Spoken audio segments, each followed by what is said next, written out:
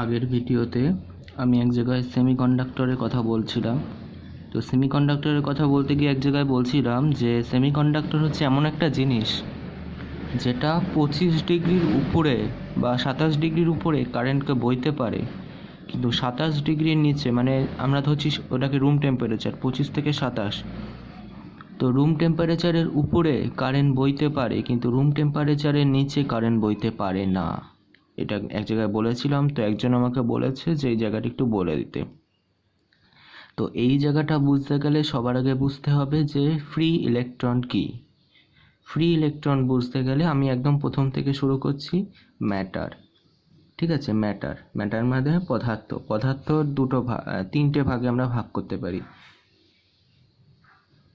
Solid, liquid, আর কি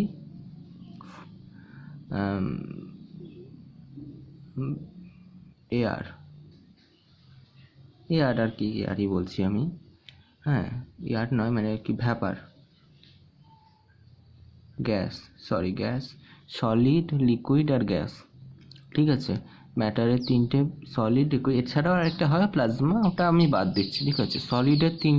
সলিডের আবার তিনটে ভাগ: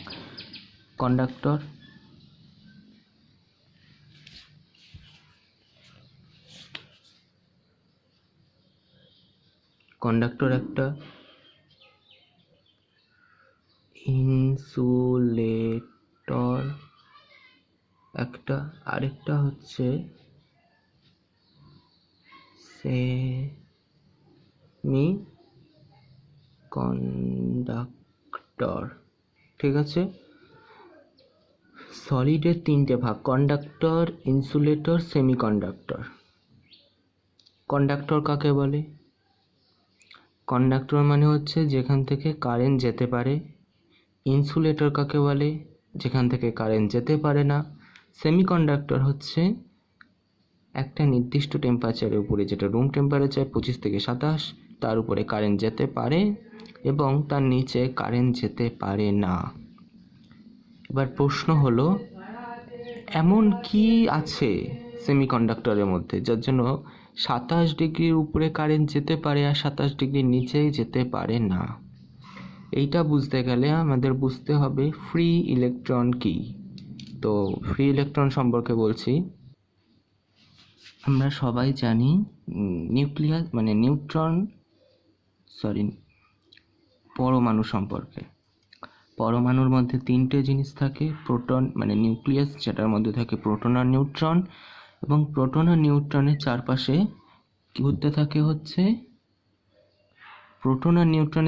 ঘুরতে থাকে ইলেকট্রন, বন বন বন বন করে ঘুরতে থাকে। এটা আমরা সবাই জানি, ছোটবেলায় পড়েছি, হ্যাঁ। এবার প্রোটন আর নিউক্লিয়াসের চারপাশে ঘোরে ইলেকট্রন, ঠিক আছে, বন বন করে ঘুরতে থাকে। এবার নিউক্লিয়াস এর সব থেকে বাইরের যে কক্ষ যেখানে ইলেকট্রন থাকে, ঠিক আছে, এইটার ক্ষেত্রে যেমন এই কক্ষতে ইলেকট্রন আছে। অনেক নিউট্রন হয়, অনেক নিউক্লিয়াস হয়, অনেক পরমাণু হয়, যাতে এর পরের কক্ষতে ইলেকট্রন থাকে, তারপরের কক্ষতে ইলেকট্রন থাকে, তারপরের কক্ষতে ইলেকট্রন থাকে, অনেক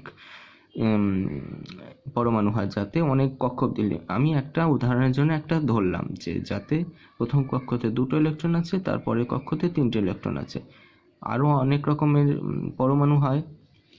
আচ্ছা, এই কক্ষতে যে সব থেকে বাইরের যে কক্ষটা যেখানে ইলেকট্রন থাকে, সব থেকে বাইরের যে কক্ষ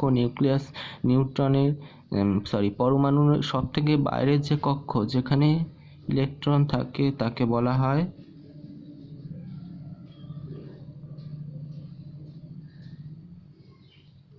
ভ্যালেন্স ইলেকট্রন, ঠিক আছে। এবং এই যে এই কক্ষটাকে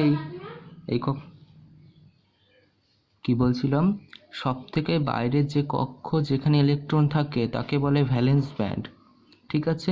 এর পরের যে কক্ষটা যেখানে ইলেকট্রন থাকে না, তার মানে কি প্রথম যে কক্ষ, পরমাণুর প্রথম যে কক্ষ যেখানে ইলেকট্রন থাকে না, তাকে কি বলে? তাকে বলে ডাকশন ইলেকট্রন ব্যান্ড, ব্যান্ড কেন, এটাও ব্যান্ড হবে। ব্যান্ড কেন পরে বলছি। এবার এর ভিতরে যদি আমি শক্তি প্রয়োগ করি বলতে এনার্জি যদি দিই, এনার্জি বলতে তাপ, যদি এটা তো কোনো মেটাল, এটা মনে হচ্ছে hydrogen, helium, lithium, hydrogen, helium, lithium, beryllium, boron, ঠিক আছে। তো একে যদি আমি তাপ দিই, তাহলে এই যে ইলেকট্রন থাকে, সব থেকে বাইরের কক্ষে যে ইলেকট্রন থাকে, সে উত্তেজিত হয়ে এখানে চলে যায়। এখানে যখন ইলেকট্রনটা চলে গেল, সেটা হচ্ছে কন্ডাকশন ব্যান্ডে চলে যায়। যাই হোক, আমাদের মূল ব্যাপারে আসি। এইবার কি হয়, এই যে দুটো যে কক্ষ আছে, এই দুটোর মাঝখানে না কিছু গ্যাপ থাকে। এই দুটো কক্ষের মাঝখানে কিছু না কিছু গ্যাপ থাকে। সেরকম এই দুটো কক্ষের মধ্যেও কিছু না কিছু গ্যাপ থাকবে। এবার আমরা 3 রকমের জিনিসের কথা বলেছিলাম, ঠিক আছে। একটা হচ্ছে কন্ডাক্টর, একটা হচ্ছে ইনসুলেটর, একটা হচ্ছে সেমিকন্ডাক্টর। কন্ডাক্টরের বেলায় কি হয়, আচ্ছা ব্যান্ড কাকে বলে তা কেন বললাম সেটা আগে বলে নিই। এটা আমি কি আঁকলাম, এখানে তিনটে স্তম্ভের মতন দেখতে পাচ্ছি। এই স্তম্ভগুলোকে আমরা বলি ব্যান্ড, ঠিক আছে।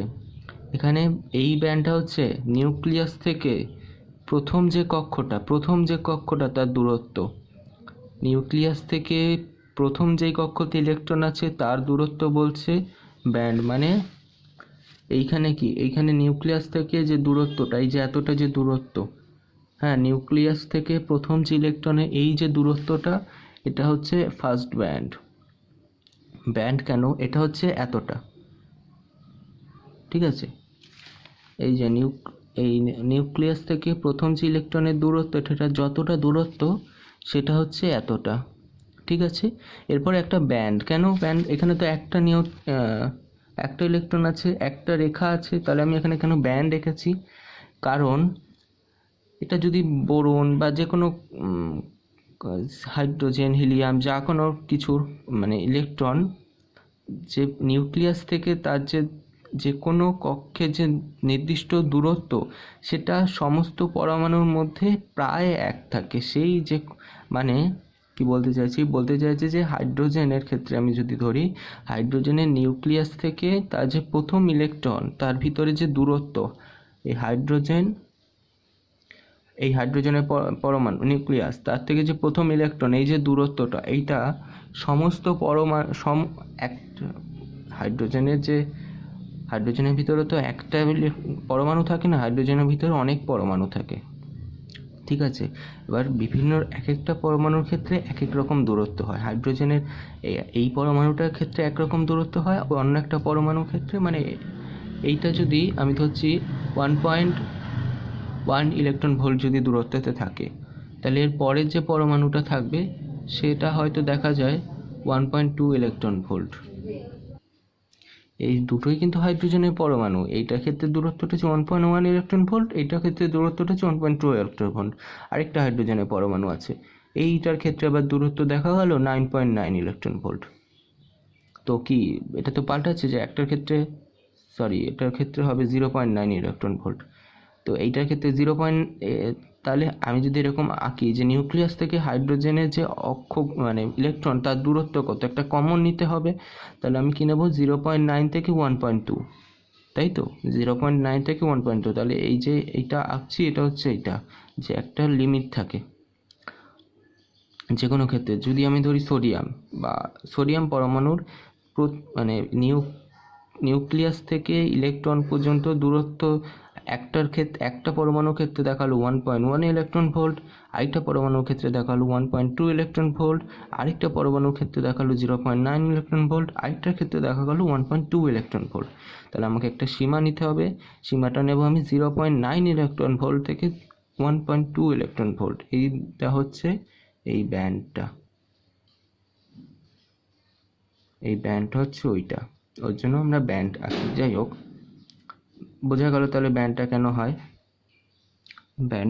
ব্যান্ডের ব্যাপারটা এই ভিডিওতে না বোঝা গেলেও আমি পরে এর উপরে একটা ভিডিও বানিয়ে দেবো। আচ্ছা, এইটা হচ্ছে আমি কি এঁকেছি, এটা হচ্ছে আগে বলেছিলাম এটা হচ্ছে ইনসুলেটর।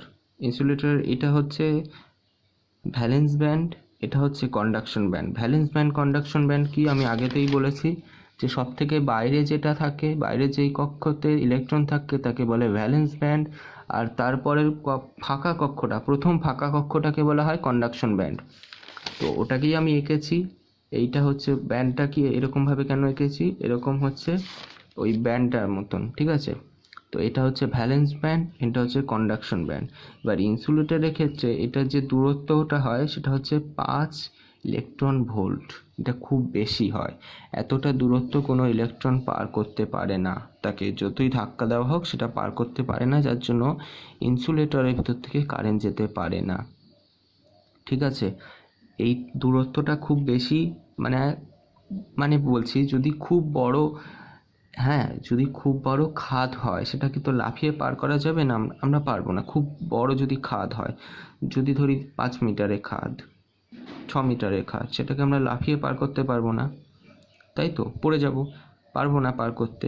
সেরকমই এই যে ডিস্টেন্সটা 5 ইলেকট্রন ভোল্ট ইনসুলেটরের ক্ষেত্রে এটা খুব বেশি, এটা ইলেকট্রন পার করতে পারে না, তার জন্য ইলেকট্রন এই ভ্যালেন্স ব্যান্ড থেকে কন্ডাকশন ব্যান্ডে যেতে পারে না। ভ্যালেন্স ব্যান্ড থেকে কন্ডাকশন ব্যান্ডে যেহেতু যেতে পারে না, তাই ফ্রি ইলেকট্রন তৈরি হয় না। আমি বলেছি কন্ডাকশন ব্যান্ডে যে ইলেকট্রন থাকে তাকে ফ্রি ইলেকট্রন বলে। তাহলে আগেরটা ছিল ইনসুলেটর, এটা হচ্ছে সেমিকন্ডাক্টর। এইখানে গ্যাপটা হচ্ছে -9টা, ঠিক আছে, এটা গ্যাপ দেওয়া বুঝিয়েছি 1.1 ইলেকট্রন ভোল্ট, এখানে গ্যাপটা হচ্ছে 1.1 ইলেকট্রন ভোল্ট। এখানে এটা হচ্ছে ভ্যালেন্স ব্যান্ড, এটা হচ্ছে কন্ডাকশন ব্যান্ড। ভ্যালেন্স ব্যান্ড থেকে ইলেকট্রন কন্ডাকশন ব্যান্ডে যাবে, তাহলে গিয়ে কারেন্টের প্রবাহ হবে, সমস্ত কিছু হবে।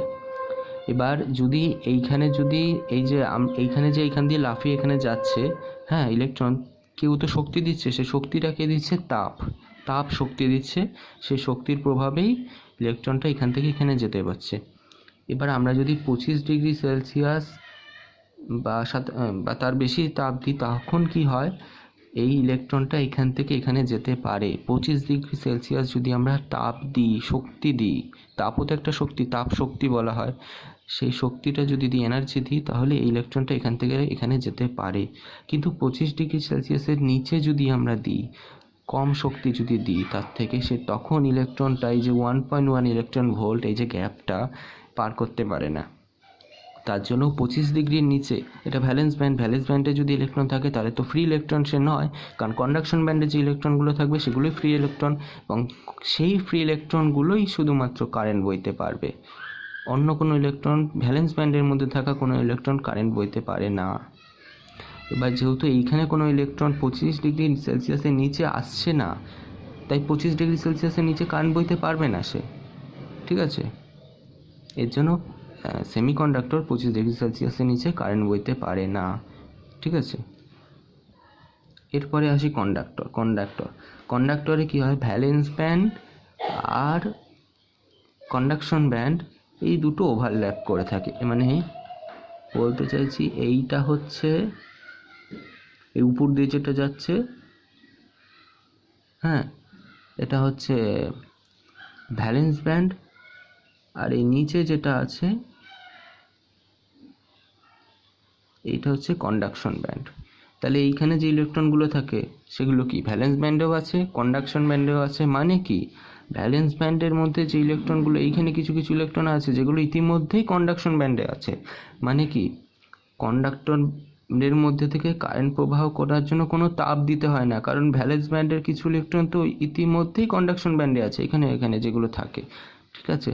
এগুলো ভ্যালেন্স ব্যান্ড আর কন্ডাকশন ব্যান্ড ওভারল্যাপ করে থাকে, তার জন্য ভ্যালেন্স ব্যান্ডের যে ইলেকট্রনগুলো সেগুলো ইতিমধ্যেই কন্ডাকশন ব্যান্ডে পৌঁছে যায়, কোনো আলাদা শক্তি দিতে হয় না তাকে পৌঁছানোর জন্য, ঠিক আছে। তার জন্যই কারেন্টটা এখান দিয়ে খুব সহজেই যেতে পারে, যার জন্য এটাকে কন্ডাক্টর বলা হয়। আশা করি বুঝেছি। কিছু কিছু ব্যাপার আছে এই ভিডিওতে অত ভালো বোঝাতে পারিনি, যেমন ওই কেন বলা হয়, যে ব্যান্ড কেন বলা হয়, এইসব এটা আমি পরে বলে দেবো।